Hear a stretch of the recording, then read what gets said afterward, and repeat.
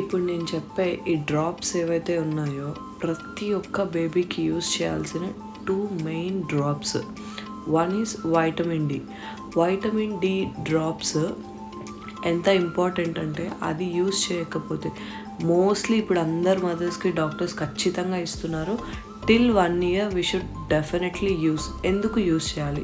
Use చేయకపోతే ఏమవుతుంది అంటే ఫస్ట్ వన్ ఈజ్ రికెట్స్ అనే ఒక రోగం వస్తుంది.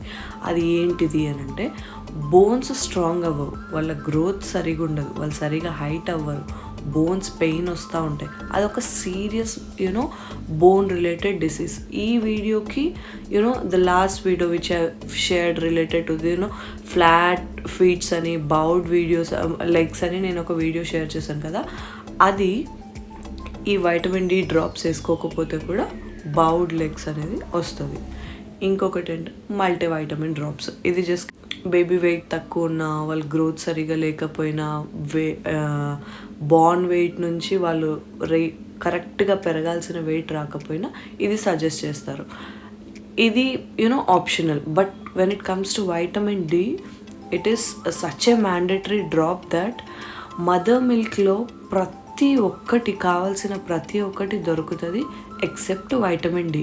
ఎందుకు? సన్లైట్లో ఉంచవచ్చు కదా, సన్లైట్ నుంచి వైటమిన్ డి వస్తుంది కదా అంటే baby skins are very sensitive. మనం డైరెక్ట్ సన్లైట్లో పెట్టి వాళ్ళ బాడీకి కావాల్సినంత వైటమిన్ డి వచ్చేంత వరకు మనం సన్లైట్లో ఉంచలేము. కాబట్టి through drops we should give them. And ఈ బౌడ్ లెగ్స్ గురించి నేను ఇంకొక విషయం షేర్ చేసుకోవాలనుకుంటున్నాను. That is vitamin D deficiency ఉంటే వస్తుంది, as well as calcium deficiency. Calcium deficiency అంటే మోస్ట్లీ మదర్ మిల్క్ నుంచి వచ్చేస్తుంది. మదర్ మిల్క్ నుంచి 1 year ప్లస్ బేబీస్కి మనం ఎక్స్టర్నల్ మిల్క్ కూడా ఇవ్వాలి, like buffalo or cow milk కూడా ఇవ్వాల్సి వస్తుంది వాళ్ళ కాల్షియం ఇంటేక్ కోసం. అపార్ట్ ఫ్రమ్ దిస్ టూ ఇంకొక కాల్షియం ఇంటేక్ ఏముంటుంది అంటే నువ్వులు, ఆ రాగి జావా. నేను రాగి జావా వీడియో ఆల్రెడీ షేర్ చేశాను. నువ్వులు అంటే ఇట్లా వాయినల్ పెట్టేయకండి, మళ్ళీ బాడీ హీట్ కొట్టేస్తుంది.